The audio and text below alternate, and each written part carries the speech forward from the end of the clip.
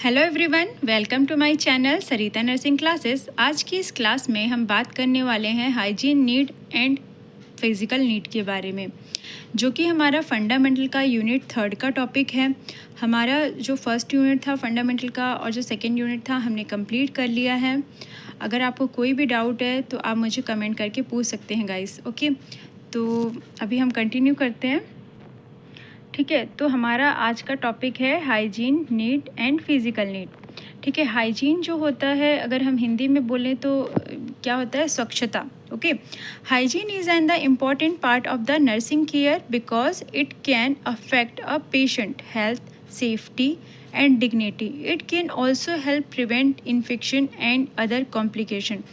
Hygiene जो है हमारा एक बहुत ही इम्पॉर्टेंट पार्ट है, यानी कि महत्वपूर्ण हिस्सा है हमारी नर्सिंग केयर का, जो कि हमें पेशेंट को प्रोवाइड करना होता है। यानी कि पेशेंट को स्वस्थ रखना, उसे सेफ्टी देना, सुरक्षित रखना और उसकी डिग्निटी को मेंटेन करना। अगर वो हाइजीनिक होता है तो उस कंडीशन में क्या होता है, पेशेंट को कोई भी डिजीज़ कंडीशन नहीं होती है। वो क्या होता है, वो पेशेंट को इन्फेक्शन से बच पाता है वो पेशेंट। ठीक है, और कोई भी अदर कॉम्प्लिकेशन जो है वो अकर नहीं हो पाता। ठीक है, अगर हाइजीन जो है वो मेंटेन नहीं होगा तो क्या होगा, वेरियस टाइप्स ऑफ डिजीज़ होंगी पेशेंट को। ठीक है, अभी वो हमारे हॉस्पिटल में एडमिट है, एक डिजीज़ लेके आया है, अगर हम उसे प्रॉपर तरीके से हाइजीनिक नहीं रखेंगे तो वो हमारे हॉस्पिटल से कई सारे डिजीज़ को अपने घर लेके जाएगा। तो यहाँ पे क्या होता है, हमारा जो हाइजीन होता है पेशेंट के लिए वो बहुत ही इम्पॉर्टेंट होता है। ठीक है, कि हमें पेशेंट का हाइजीन मेंटेन करना है और आगे कोई कॉम्प्लिकेशन ना हो, इसलिए हमें प्रिवेंशन रखना होता है। ओके, अब हम बात करते हैं हाइजीन के कुछ इम्पॉर्टेंट पार्ट्स के बारे में। Hygiene is the important in nursing. हमारा जो हाइजीन है वो क्यों इम्पॉर्टेंट है नर्सिंग में। ठीक है, तो इसमें फर्स्ट आता है प्रिवेंट इन्फेक्शन, यानी कि जब हमारा हाइजीन अच्छा होता है तो क्या होगा, कोई भी इन्फेक्शन जो है वो नहीं हो पाएगा। Proper hand hygiene it is a की वे टू प्रिवेंट नोज़ोकोमिकल इन्फेक्शन।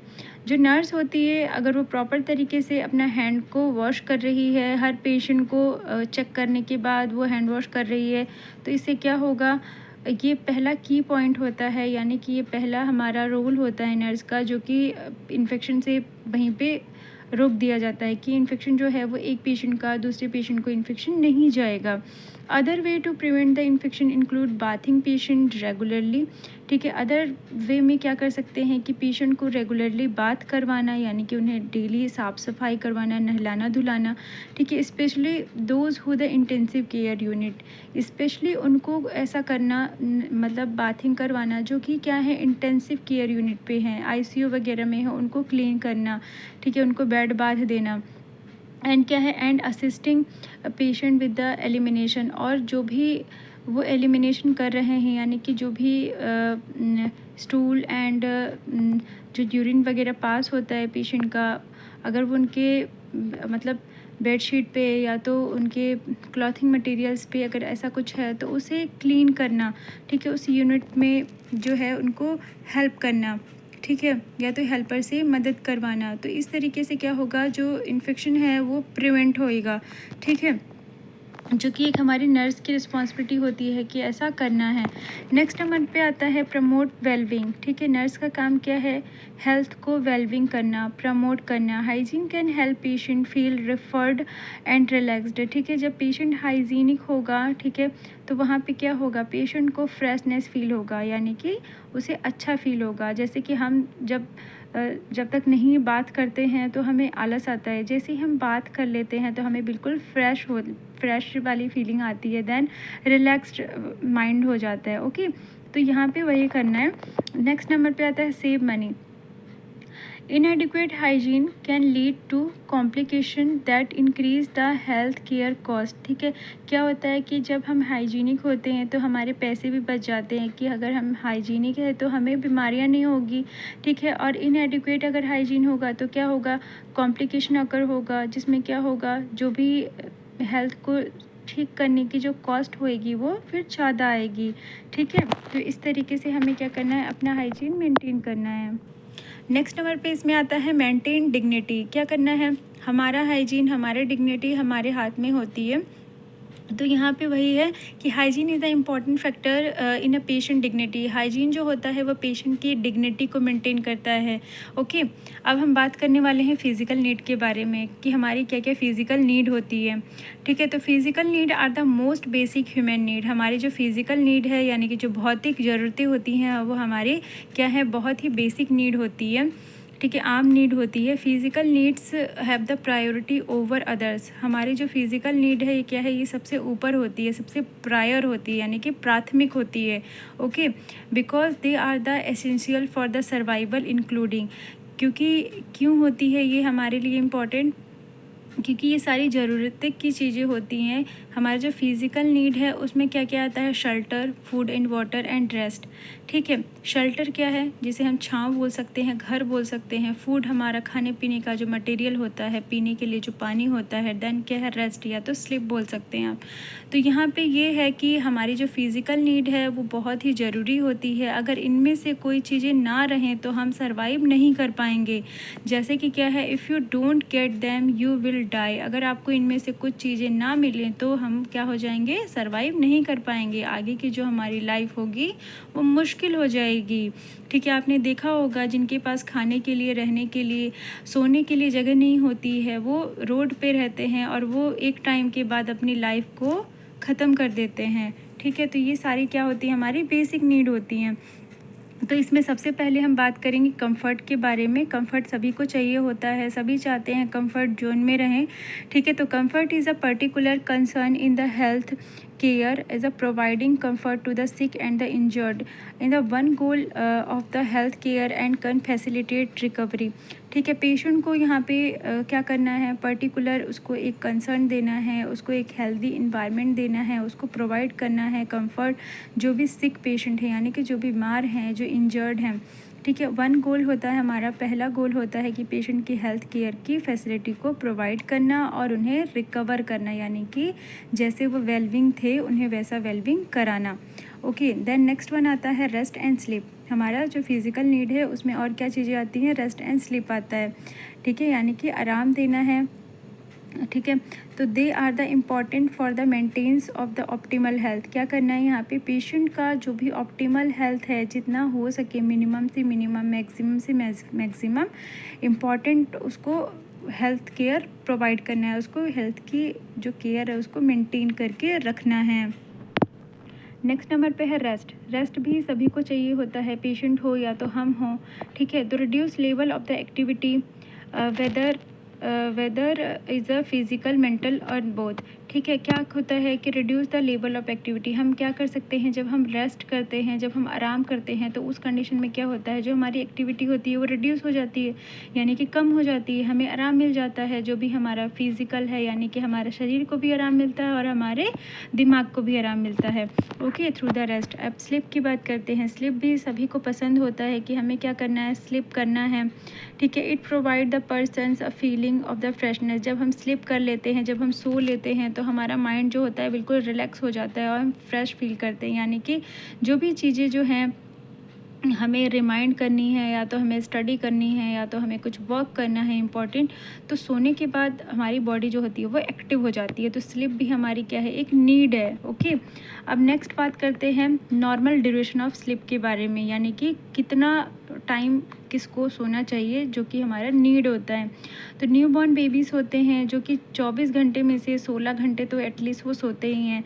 ठीक है, या तो कुछ बेबीज़ होते हैं पूरे टाइम सोते रहते हैं, वो फीड करते रहेंगे आँख बंद किए और वो पूरे 24 आवर्स होते हैं। अदरवाइज़ 20 आवर्स कुछ बच्चे सोते हैं, कुछ 19 आवर्स होते हैं।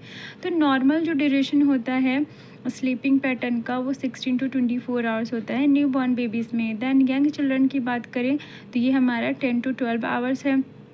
नेक्स्ट नंबर पे टीनेजर्स की बात करें तो 9 आवर्स है। एडल्ट्स की बात करें तो 7 to 8 आवर्स। ओके, देन अब हम बात करने वाले हैं टाइप्स ऑफ स्लिप के बारे में। तो हमारा जो स्लिप होता है, ठीक है, ये 2 टाइप्स के होते हैं मेन। देन इसमें कुछ स्टेजेस भी आती हैं। तो इसमें फर्स्ट हम देखेंगे द NREM स्लिप। ठीक है, यानी कि नॉन रैपिड आई मोमेंट। ठीक है, स्लो वेव स्लिप होता है ये। ठीक है, जिसमें क्या होता है कि पेशेंट जो होता है वो बहुत ही स्लो मोशन में सो रहा होता है। इसमें कुछ स्टेजेस आती हैं जिसमें हमारा फर्स्ट स्टेज जो है वो क्या है, वेरी लाइट स्लिप। ठीक है, यानी कि यहाँ पे पेशेंट क्या है, बहुत हल्की नींद में है, कम नींद में है। Sleeper can readily awaken last for a few minute, जैसे ही हम उसे आवाज़ देंगे पेशेंट क्या होगा, उठ जाएगा फ्यू मिनट्स में ही।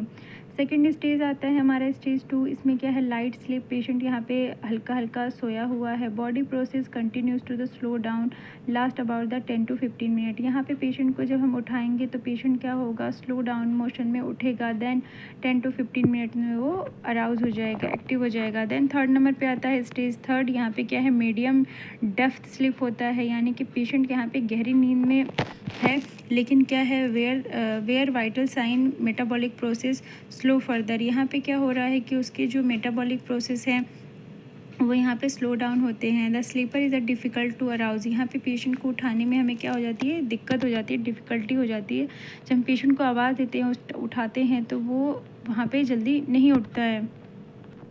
नेक्स्ट नंबर पे 4 नंबर पे आता है हमारा डीपेस्ट स्लीप, यहाँ पे क्या होता है, स्टेज 4 में पेशेंट जो होता है वो डीप स्लीप में होता है, गहरी नींद में होता है। In this heart rate and the respiratory rate drop, यहाँ पे जो पेशेंट का हार्ट रेट होता है एंड रिस्पिरेटरी रेट होता है वो ड्रॉप हो जाता है। सम ड्रीमिंग में occur here this type of the absent in elderly, क्या होता है, सम टाइम क्या होता है, जब पेशेंट सो रहे होते हैं तो वो सपने देख रहे होते हैं, देन उन्हें कोई भी होश नहीं होता है। ठीक है, तो ये कुछ टाइप थे, कुछ स्टेजेस थे। अब हम सेकंड टाइप की बात करते हैं। सेकंड टाइप का स्लीप है हमारा REM स्लीप, यानी कि रैपिड आई मूवमेंट। यहाँ पे क्या होगा, आई मूवमेंट होगा। Most dream take place during this period, the dream are usually remembered. ठीक है, तो यहाँ पे क्या होता है, पेशेंट को जो भी सपने देख रहा है, वो जो भी नींद में सपने जो पेशेंट देखते हैं या हम देखते हैं, तो उन्हें क्या होता है, यहाँ पर रिमाइंड होता है, यानी कि याद आता है कि मैं जो ये सपना देख रहा था। तो यहाँ पे फर्स्ट पॉइंट आता है, स्लीपर में be very difficult to arouse, यहाँ पे पेशेंट को उठाने में क्या होती है, बहुत ज़्यादा दिक्कत होती है, वो इजी तरीके से नहीं उठते हैं। ब्रेन इज़ हाईली एक्टिव, यहाँ पे ब्रेन जो होता है पेशेंट का वो एक्टिव होता है। ठीक है, देन क्या है, heart rate and respiratory rate are the increase and irregular, यहाँ पे पेशेंट की जो हार्ट रेट होती है वो इरेगुलर होती है, एंड जो रिस्पिरेटरी रेट होती है वो भी इरेगुलर होती है। ओके, देन नेक्स्ट वन क्या है, the sleep period become longer as the night progress, यहाँ पे जो पेशेंट की नाइट स्लीप होती है वो बहुत ज़्यादा लंबी प्रोग्रेस में चल रही होती है, हम उसे उठाएंगे लेकिन वो नहीं उठेगा। ये हमारे दो टाइप थे स्लीप के, जिसमें रैपिड आई मूवमेंट था and non rapid eye movement था। अब हम बात करने वाले हैं advantage of rest and sleep के बारे में। ठीक है, कि जब हम रेस्ट करते हैं तो हमें क्या क्या लाभ मिलता है। तो feeling of relaxation and freshness, जब हम प्रॉपर तरीके से रेस्ट करते हैं तो हमारी बॉडी कैसी होती है, रिलैक्स होती है, हम फ्रेश फील करते हैं। देन क्या है, इम्प्रूव वर्किंग कैपेसिटी, हमारी जो काम करने की जो कैपेसिटी होती है, जो क्षमता होती है वो बढ़ जाती है। इम्प्रूव जनरल हेल्थ, हमारा जो जनरल हेल्थ होता है उसमें भी प्रमोशन हो जाता है, यानी कि हम हमारी जो हेल्थ है उसमें हमें बेटर फील होता है। देन क्या है, प्रमोट डिसीज़न मेकिंग एबिलिटी, हम क्या कर पाते हैं, हमें कोई डिसीज़न लेना है तो हम इजी तरीके से डिसीज़न ले पाते हैं अगर हमारा माइंड फ्रेश होता है तो। देन क्या है, गुड एक्टिविटी, हम जो भी एक्टिविटी करते हैं उसे अच्छे तरीके से कर पाते हैं। अभी नेक्स्ट नंबर पे हम बात करते हैं बैरियर ऑफ रेस्ट, यानी कि कौन कौन से ऐसे बैरियर हैं जो कि हमारे रेस्ट करने के रुकावट में आते हैं। ठीक है, यानी कि हमारे फिज़िकल नीड में कौन कौन सी चीज़ें हैं जो बाधा डालती हैं। तो यहाँ पे है लैक ऑफ प्राइवेसी, हम रेस्ट करना चाहते हैं लेकिन प्राइवेसी नहीं है, उस कंडीशन में क्या होता है, हम रेस्ट नहीं कर पाते। देन क्या है, स्ट्रेस। ठीक है, स्ट्रेस भी एक बैरियर है कि हमें इतना टेंशन है कि हम रेस्ट ही नहीं कर पा रहे हैं। देन क्या है, इफ़ेक्ट ऑफ ड्रग, हम कोई ड्रग्स लेते हैं उसका इफ़ेक्ट जो है वो हमारी बॉडी पे हमें सोने नहीं देता। ठीक है, देन क्या है, लाउड नॉइज़, हम जहाँ पे सो रहे हैं या तो मान लीजिए हॉस्पिटल का ही इन्वायरमेंट है, तो उस कंडीशन में क्या होता है कि अगर शोर शराबा होता है तो पेशेंट को डिस्टर्बेंस होता है। तो पेशेंट को कैसा इन्वायरमेंट होना है, कीप एंड काम इन्वायरमेंट होना चाहिए। एंड क्या है, कोई डिस्कम्फर्ट हो रहा है कि हॉस्पिटल में जो भी मैट्रेस हैं वो अच्छे नहीं हैं, तो उस कंडीशन में क्या होगा, पेशेंट को डिस्कम्फर्ट होगा, प्रॉपर नींद नहीं आएगी। तो जो गद्दा है यानी कि जो मैट्रेस है वो भी अच्छा होना चाहिए जिससे पेशेंट को डिस्कम्फर्ट ना हो। ओके, तो ये हमारा टॉपिक था physical need and hygienic need, ये कंप्लीट हो गया। अभी नेक्स्ट वीडियो में हम नेक्स्ट टॉपिक कवर करेंगे इस यूनिट का गाइस। तो आई होप ये टॉपिक आपको अच्छे से समझ में आया होगा। अगर आपको अच्छे से लगा होगा टॉपिक तो प्लीज़ आप मुझे कमेंट करें, लाइक करें, शेयर करें एंड सब्सक्राइब करें। Thanks for watching.